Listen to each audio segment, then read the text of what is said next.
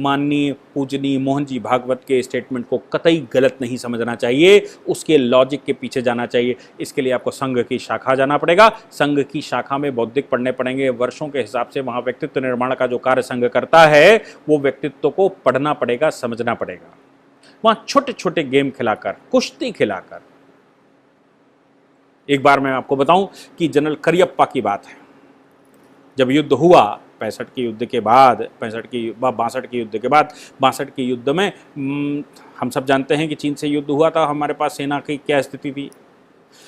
सेना प्रमुख एक बार गाड़ी में यात्रा कर रहे थे, उस समय के पूज्य सरसंघ चालक पूजनी गुरुजी के साथ वो बैठ गए, एक ही कंपार्टमेंट में थे।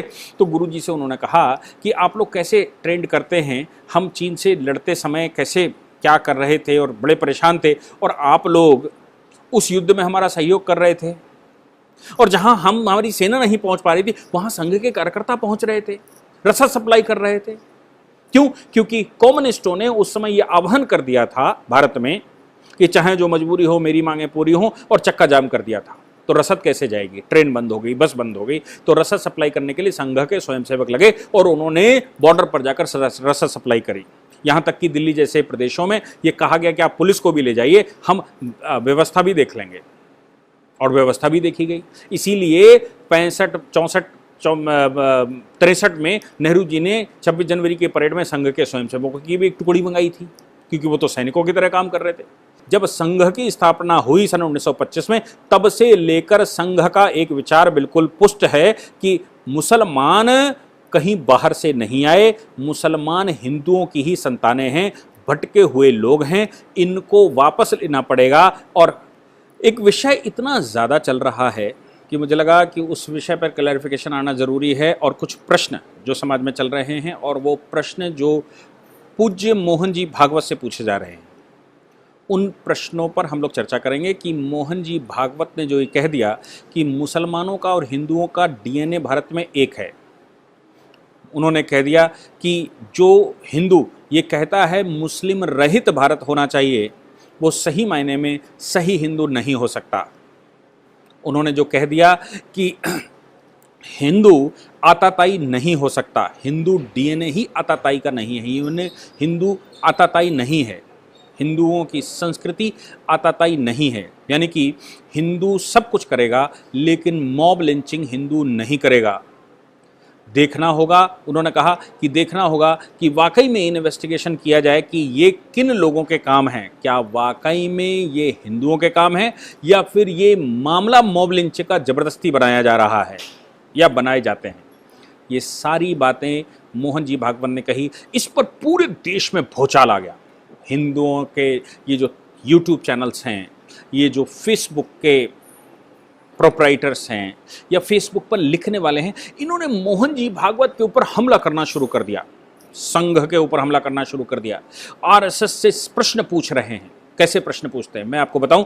इनमें से एक बहुत बड़े नेता जो जम्मू कश्मीर का अपने आप को कहते हैं और वो अपने नाम के आगे पंडित लगाते हैं, उन्होंने कहा कि मैं एक कार्यक्रम में था उनके साथ, बाद में हमारा जलपान हुआ, चूंकि मैं जम्मू कश्मीर विषय कर रहा था तो जलपान हुआ, तो उन्होंने कहा साहब आरएसएस हमको कब बचाएगा, कैसे बचाएगा, हम इंतजार कर रहे हैं कि आरएसएस हमको बताए। मैंने उनसे कहा आरएसएस मतलब क्या? तो उन्होंने कहा आरएसएस मतलब आरएसएस एक संगठन कश्मीर में हिंदुओं को बचाए। तो मैंने कहा आप अगर कश्मीरी पंडित अपने आप को कहते हैं तो आप एकत्रित होइए, चलिए हम आपके साथ हैं। अरे साहब हम जाएंगे तो मर जाएंगे वहां। तो हमने कहा कि बाकी हिंदुस्तान क्यों मरेगा आपके लिए? अगर आप अकेले जाने में या आपके जो कश्मीरी भाई हैं वो जाने में डरते हैं वहां कश्मीर में, तो हिंदुस्तान के बाकी लोग आपका सहयोग कैसे करें? आरएसएस करें। मैंने आरएसएस मतलब क्या? आरएसएस एक विचार है। आरएसएस के पास जो संख्या है वो एक विचार की संख्या है। आप और हम ही आरएसएस हैं, और आप अगर आरएसएस हैं तो आप क्यों नहीं आगे बढ़ते? मुद्दा आपका है, पूरा देश आपका सहयोग करेगा और कर रहा था। तो उन्होंने कहा कि हम तो वहां जाएंगे तो मारे जाएंगे, लेकिन आप जाएं। तो मैंने कहा मैं मरने जाऊंगा क्या? उनके पास कोई जवाब नहीं था।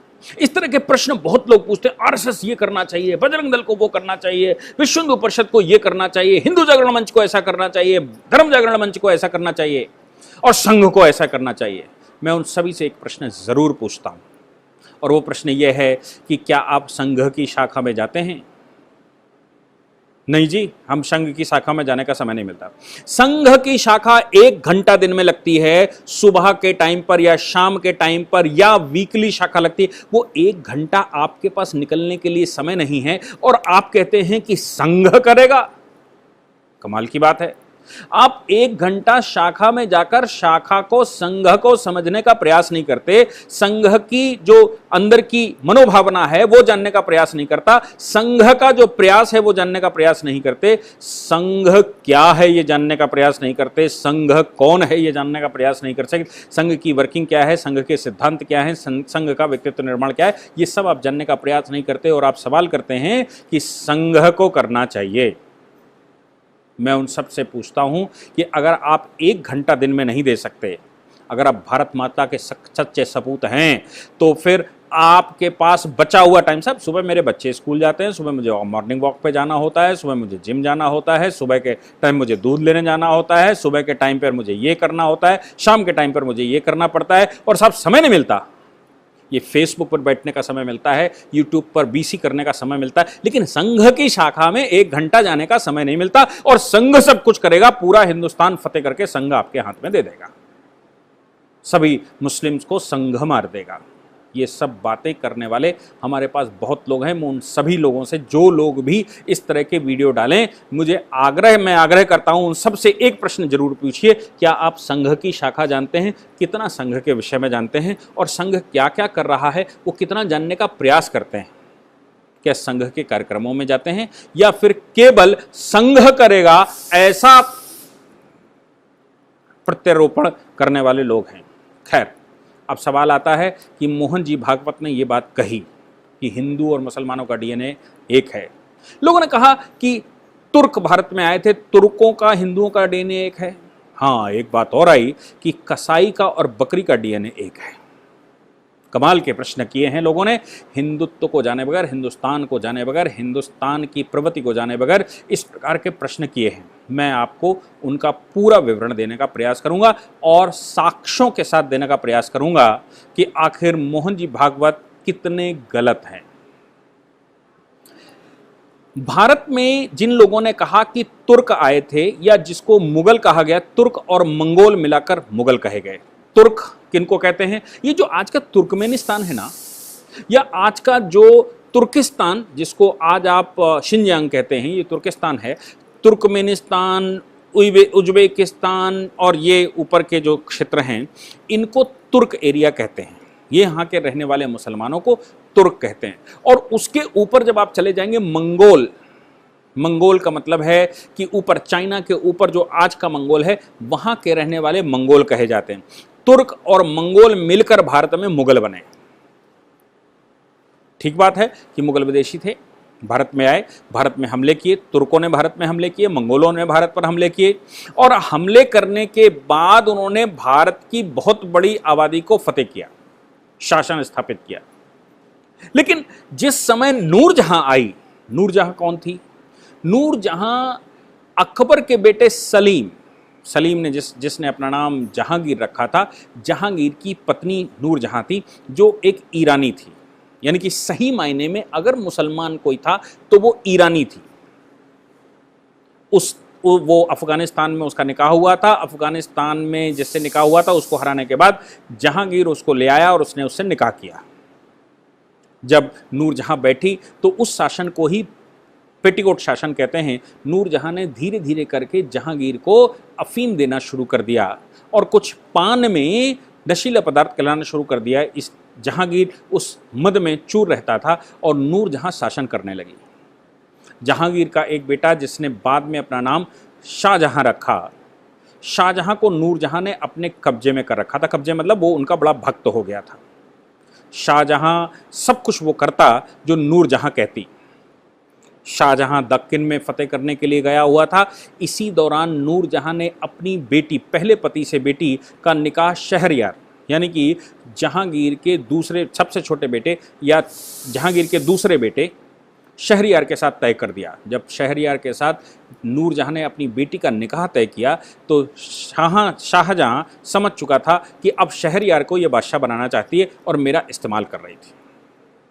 शाहजहां ने युद्ध किया। युद्ध करने के बाद उसने जहांगीर की हत्या की, नूरजहां को कैद किया, शहरयार की हत्या की और नूरजहां को कैद करके लाहौर के किले में बंद किया।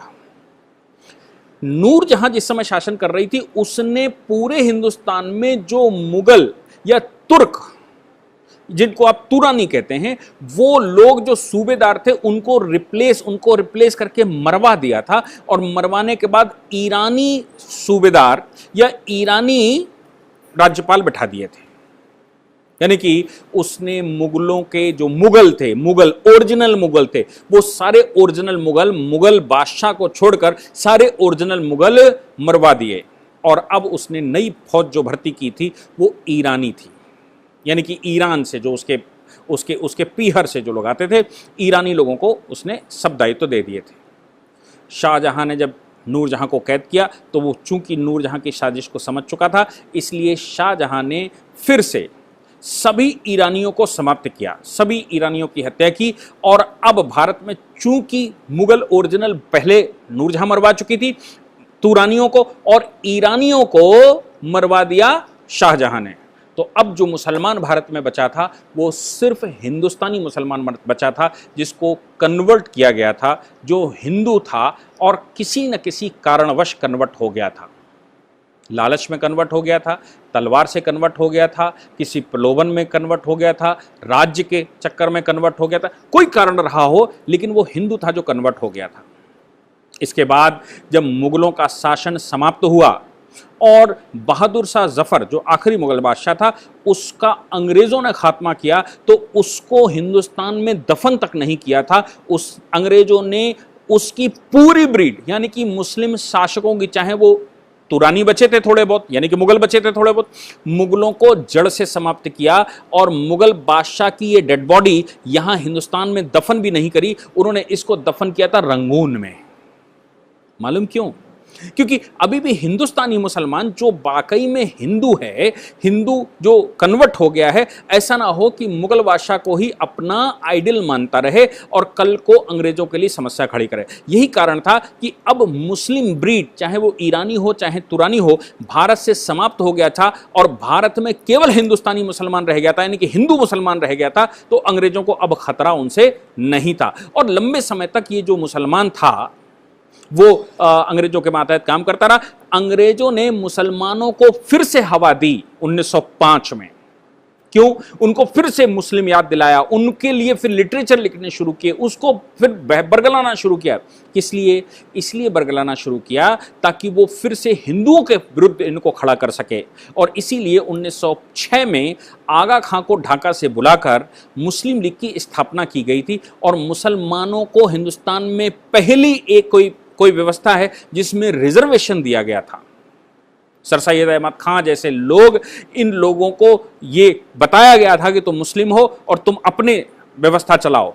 वहीं से मुसलमानों के लिए यूनिवर्सिटियां खोलना, मुसलमानों के लिए मदरसे खोलना, मुसलमानों के लिए अलग से व्यवस्था करना, ये अंग्रेज ने 1905 में शुरू की। उससे पहले हिंदू मुस्लिम कन्फ्लिक्ट हुए जरूर, लेकिन हिंदू मुस्लिम कन्फ्लिक्ट कभी इस स्तर के नहीं हुए, खास तौर से मुगलों के जाने के बाद, यानी कि 1857 के बाद। 1857 से 1905 तक कोई ऐसे बड़े कन्फ्लिक्ट नहीं हुए जो जाति पे थे। होते जरूर हैं, इसमें कोई शक नहीं, लेकिन उसके जो रिपरकेशन थे वो वैसे नहीं थे। 1905 में मुसलमानों को फिर से बरगलाया और उनको मुस्लिमियत तो याद दिलाया और 1906 में मुस्लिम लीग बनाकर मुस्लिम लीग को कांग्रेस के खिलाफ खड़ा किया और खड़ा करके अलग पाकिस्तान की डिमांड करने वाले लोग तैयार हुए। तो जो मुसलमान था वो कौन था? मुसलमान वही जो हिंदू था। अब सवाल यहां पर यह पैदा होता है कि डीएनए तो एक है, ये वेल प्रूव्ड है।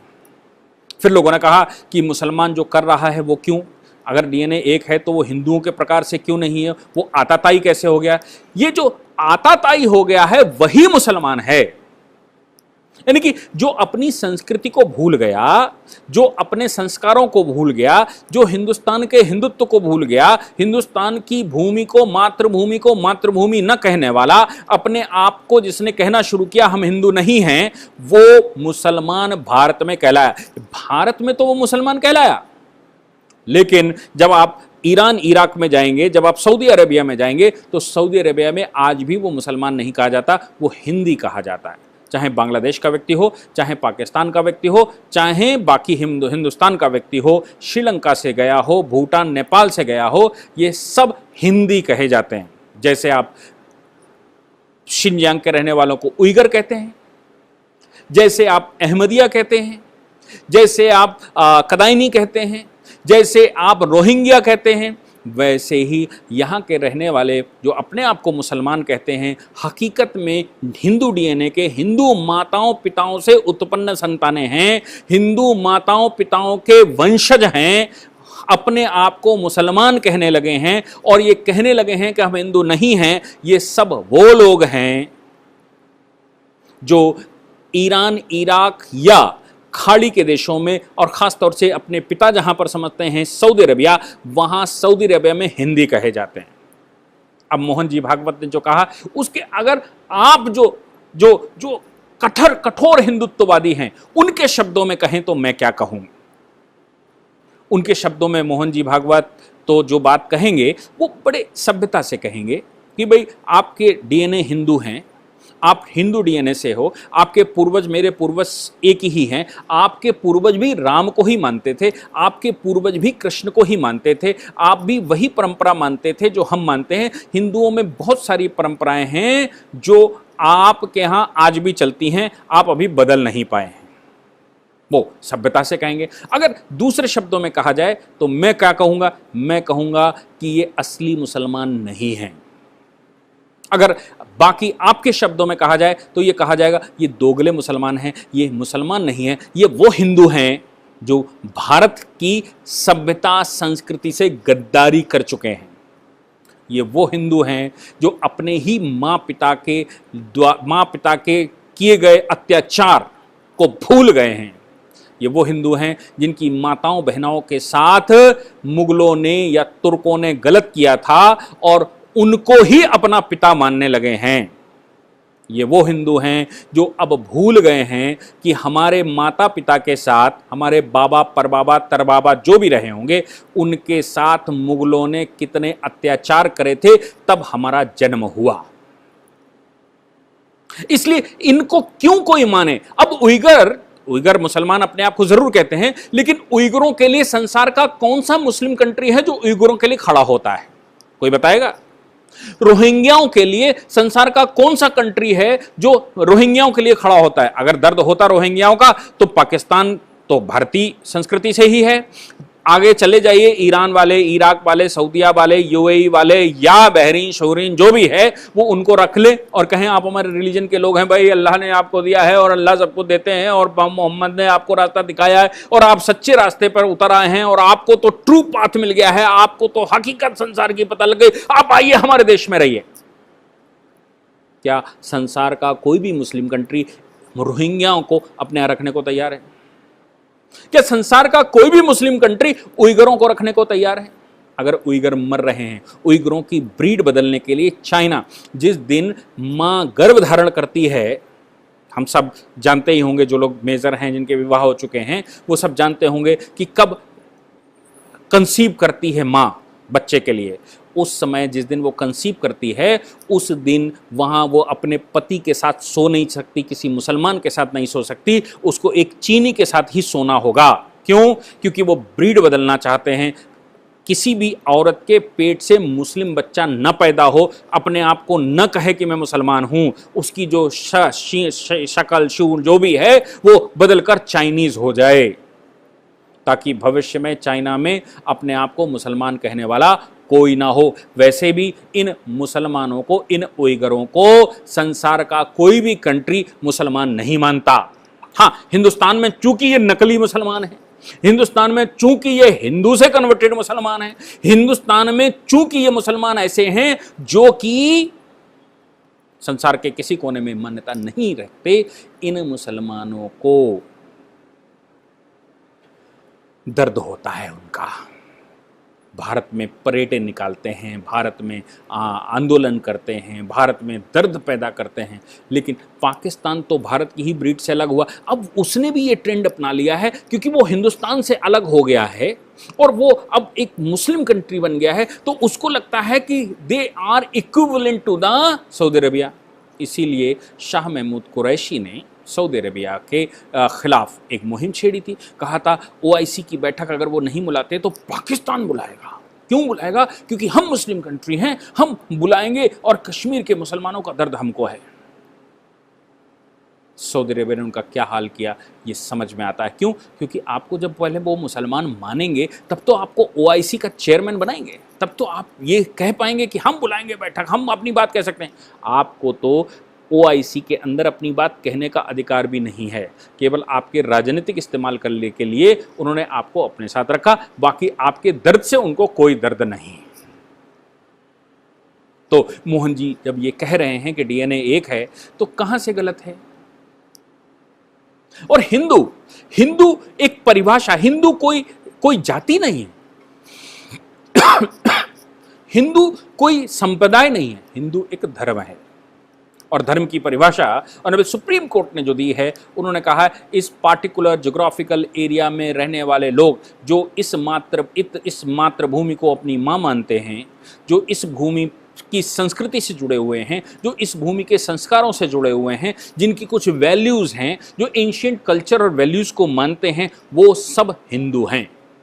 वो हिंदू धर्म है।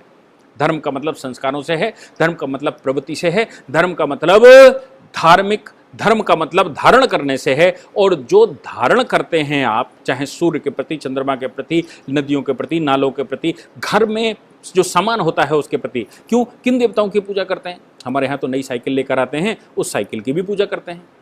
हमारे यहाँ तो नई किताबें लेकर आते हैं, हम उनकी भी पूजा करते हैं। नया घर बनाते हैं, उस पे उसकी पूजा करते हैं, उसको वास्तु पुरुष मानते हैं। हम तो हर उस प्राकृतिक चीज़ की पूजा करने वाले लोग हैं जिस प्राकृतिक चीज़ का इस्तेमाल होने वाला है, जिस प्राकृतिक चीज़ से मेरा जुड़ाव होने वाला है।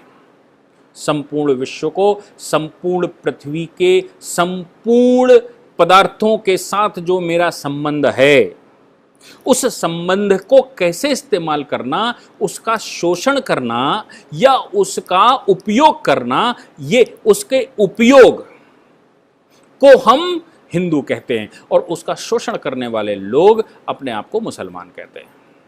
क्योंकि उनकी परिभाषा में क्या? उनकी परिभाषा में यह है कि जो दिया वो अल्लाह ने दिया, तुम्हारे लिए दिया, नोचो और खा जाओ।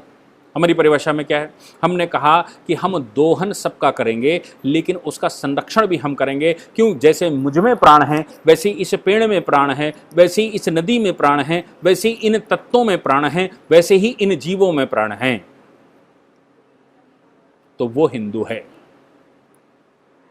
आताताई हम कभी नहीं थे, लेकिन हम डिफेंसिव हैं। हम किसी को सताने वाले लोग नहीं हैं, लेकिन हम किसी को छोड़ने वाले लोग नहीं। जब कोई जाति, धर्म, संप्रदाय भारत में ये कहे कि सिर्फ मैं, तो भारत ने उसको कभी नहीं छोड़ा। आज मुसलमानों के प्रति हमारी जो भावना पैदा हो गई है वो सिर्फ इसलिए हो गई है क्योंकि उन्होंने ये कहना शुरू कर दिया कि सिर्फ मैं और मेरा अल्लाह और बाकी सब काफिर। तो उनका विरोध करना स्वाभाविक है। और इस बात का विरोध संघ के सरसंघ चालक से लेकर और नीचे एक एक बच्चा जो शाखा में जाता है वो करता है। लेकिन अगर कोई व्यक्ति ये कहता है भारत माता मेरी माता है, कोई व्यक्ति ये कहता है भारतीय संस्कृति मेरी संस्कृति है, कोई व्यक्ति ये कहता है कि भारत भूमि पर मैं पैदा हुआ हूँ, इस भूमि की मैं पूजा करता हूँ, तो वो कौन से संप्रदाय से, वो किसकी पूजा करता है, ये भारत में महत्व नहीं रखता। हिंदू वो भी है जो कहीं पूजा पाठ नहीं करता, हिंदू वो भी है जो नास्तिक है। वो किसकी पूजा करता है, क्या करता है, ये हिंदुत्व का गुण नहीं है। हिंदुत्व का गुण है कि भारतीय संस्कृति को अपनाने वाला व्यक्ति, भारतीय भूमि को अपनी भूमि, भारत माता को अपनी माता मानने वाला व्यक्ति हिंदू है। अब सवाल पैदा होता है कि 25 करोड़ लोग जो भारत में हैं, क्या ये हिंदू हैं? मोहन जी ने कहा कि भाई सब हिंदू की परिभाषा में तो आते हैं, संप्रदाय से हिंदू का कोई वो विशेष वो नहीं है, क्योंकि हम किस देवी देवता की पूजा करते हैं हमारा भाई बहन पूछता भी नहीं, हमारी माँ भी नहीं पूछती तुम किसकी पूजा करते हो, मेरी पत्नी नहीं पूछती तुम किसकी पूजा कर रहे हो, कहीं पूजा ठीक है कर रहे हो। लेकिन जब मैं ये कहूँगा मेरा देवता ही केवल देवता है और बाकी तुम्हारे कोई देवता नहीं, उनकी पूजा नहीं कर सकते, उस दिन मेरा पूरा परिवार मेरा विरोध करेगा और यहाँ तक कि मुझे घर से निकालकर बाहर खड़ा कर देगा। मुसलमानों के प्रति भारत में जो एक भाव पैदा हुआ है उसका सिर्फ एक कारण है कि जब मुसलमानों ने ये कहना शुरू कर दिया कि भारत भूमि मेरी भूमि नहीं है, मेरा बाप तो सऊदी अरबिया में है। जब उन्होंने ये कहना शुरू कर दिया कि भारतीय संस्कृति मेरी संस्कृति नहीं है, हम तो अरब की संस्कृति अडॉप्ट करेंगे, जब वो कहता है कि संस्कृत मेरी भाषा नहीं है, हम तो अरबी ही पढ़ेंगे या फारसी पढ़ेंगे, जब वो ये कहता है कि हम मूंछ कटाकर दाढ़ी रखाएंगे, क्यों? क्योंकि सऊदी अरेबिया और अरब में ऐसा ही होता था। जब वो ये कहता है कि मैं तो लंबा कुर्ता और छोटा पैजामा ही पहनूंगा क्योंकि मेरे सऊदी अरेबिया के मेरे आक्रांता जिन्होंने मेरी माताओं बहनों के साथ गलत किया और उसकी वजह से मैं पैदा हुआ, वो उनका ही मैं अनुसरण करता हूँ, तो विरोध होना स्वाभाविक है। मैं इससे मुसलमानों को तो विरोध की अभी की बात करता है, मैं पहले भी कई प्रकार के विरोधों की बात करता हूँ। एक समय ऐसा था कि अशोक ने बौद्ध का प्रचार किया, पूरे देश को बौद्ध बना दिया, पूरा देश बुद्धमय हो गया था और बौद्ध संस्कारों को संस्कृतियों को मानने लगा था। लेकिन जब बुद्ध के फॉलोवर्स ने ये कहा कि केवल बुद्ध और कोई नहीं, जब उन्होंने कहा कि हम मंदिरों में पूजा नहीं करते, हम कलावा नहीं बांधेंगे, हम ताबीज नहीं पहनेंगे, हम तस्वीरों की पूजा नहीं करेंगे, केवल बुद्ध, और विरोध करना शुरू किया, तो पुष्यमित्र शुंग जब शासक बना तो उसने सारे बौद्ध स्तूप गिरवा दिए और कहा भारत भूमि एक ऐसी भूमि नहीं है जिसमें कोई एक देवता की बात कही जाए। भारत सही मायनों में मैं आज कहता हूं कि सेकुलर कंट्री है जिसमें कोई भी रिलीजन कोई भी देवता की पूजा करे, कोई लेना देना नहीं। लेकिन उनमें से कोई जब ये कहेगा कि मेरा तुष्टिकरण होना चाहिए, मैं माइनॉरिटी हूं और मैं ही सब कुछ हूं और बाकी कोई कुछ नहीं है, तो भारतवर्ष में विरोध होना स्वाभाविक है। और यहाँ तक विरोध कि पुष्यमित्र शुंग की तरह हमको बुद्ध स्तूप गिरवाने पड़े। बुद्ध के फॉलोवर्स ने चीन में शरण ली, बुद्ध के फॉलोवर्स ने जापान में शरण ली, बुद्ध के फॉलोवर्स ने ईस्ट के सभी कंट्रियों में शरण ली। जो प्योर इस्लामिक कंट्री थे, मैं कहूं कि मुगलों के जहां पर उदय हुआ मंगोल, तो मंगोल भी बुद्धमय हो गए। जहां चंगेज खां पैदा हुआ, जो ये चाइना के पार्ट हैं, यहां मुस्लिमों का बहुत बड़े हिस्से पर शासन हुआ करता था, वो सब भी बुद्ध हो गए। लेकिन बुद्ध चूंकि भारत में ये कहने लगे, बुद्ध के फॉलोवर, कि केवल हम और कोई नहीं, इसलिए भारत से बुद्ध का पत्ता साफ हो गया और भारत में लोगों ने बुद्ध को मानना बंद कर दिया। बुद्ध के फॉलोवर्स का विरोध हो गया, बुद्ध के फॉलोवर्स को यहां से दूसरे देशों में शरण लेनी पड़ी। जब भारत के लोगों ने बुद्ध को फिर से अडॉप्ट किया और कहा नहीं, हम तो उसी संस्कृति के पार्ट हैं, हम तो आपके ही अंग हैं, और जब भारत के लोगों ने बुद्ध को विष्णु का अवतार मान लिया कि बुद्ध विष्णु के अवतार हैं, तो कोई समस्या ही नहीं है बुद्ध के साथ। आप बौद्ध धर्म मानते हैं, आप बौद्ध संप्रदाय मानते हैं, किसी को कोई समस्या नहीं। लेकिन जब ये कोई कहेगा, चाहे बुद्ध हो, चाहे बौद्ध हो, चाहे जैन हो, चाहे सिख हो, चाहे लिंगायत हो, पसायत हो, कोई भी हो, ब्राह्मण, क्षत्रिय, वैश्य, कोई भी जब ये कहेगा सिर्फ मैं, हिंदुओं का विकराल रूप जब धारण होगा, तो फिर कोई नहीं बच सकता। रावण नहीं बच सकता, दुर्योधन नहीं बच सकता, महिषासुर नहीं बच सकता, कोई नहीं बच सकता। चाहे वो हिंदुत्व को मानता हो या न मानता हो, चाहे वो किसी देवता को मानता हो। रावण तो मानता था ना भगवान शंकर को, वो तो शिव भक्त था। लेकिन जब वो कहता है सिर्फ मैं, तो उसका वध होना स्वाभाविक है। इसलिए हम वध करते हैं। मैं उन पंडित जी की बात जिन्होंने मुझसे कहा था कि कश्मीर में बहुत अत्याचार हो रहे हैं, संघ वाले क्या करेंगे, मैं फिर से दोहराता हूं कि मैंने उनसे कहा था कि आप चलिए, हम आपका साथ देंगे, पहले आप कश्मीरी पंडित इकट्ठे करिए और वहां पर युद्ध के लिए तैयार रहिए, हम निश्चित रूप से आपके साथ रहेंगे। और संघ के बहुत सारे स्वयंसेवक आपके साथ रहेंगे, आप तैयार तो होइए। मुझे लगता है जो पूजनीय सरसंघ चालक जी ने कहा और उसके विषय में जो भ्रांतियां लोगों को पैदा हुई उसको मैंने समझाने का प्रयास किया है। अगर आपके पास कोई प्रश्न रहते हैं, सकारात्मक प्रश्न, तो आप कमेंट बॉक्स में जरूर लिखेंगे। बहुत बहुत धन्यवाद।